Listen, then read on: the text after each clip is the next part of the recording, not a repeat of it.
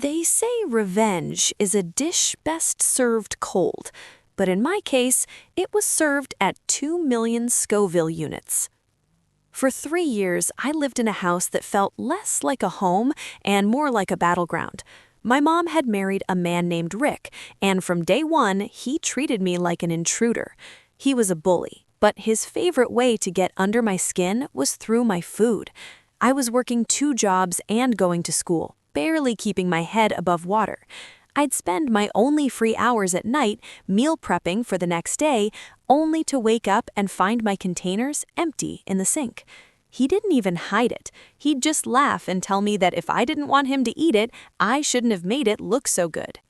After a week of working 12-hour shifts on an empty stomach, something inside me finally snapped.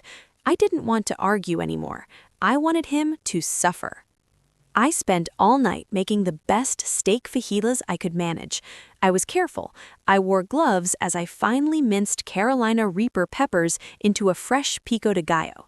I topped the devil fajitas with cilantro and fresh limes, then placed them in a clear Tupperware bowl right at the front of the fridge.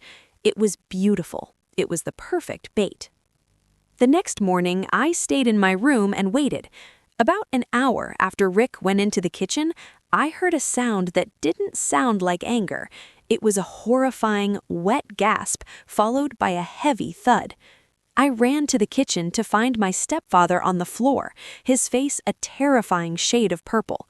He was clawing at his throat, eyes bulging, fighting for air that wouldn't come. I didn't know Rick had severe asthma, and the intense chemical heat of the Reapers had triggered a massive respiratory attack. My mom was screaming as she dialed 911. I stood there, watching the man who had made my life miserable, literally fighting for his life on the linoleum.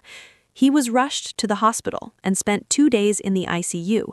The doctors called it a freak reaction, and Rick never said a word to me about it.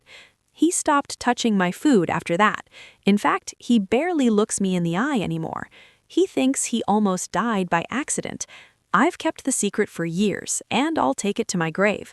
I got my revenge, and I got my peace. But every time I hear a siren, I'm reminded of how close I came to being a murderer. Be careful who you push, because you never know when a lesson is going to turn into a crime scene.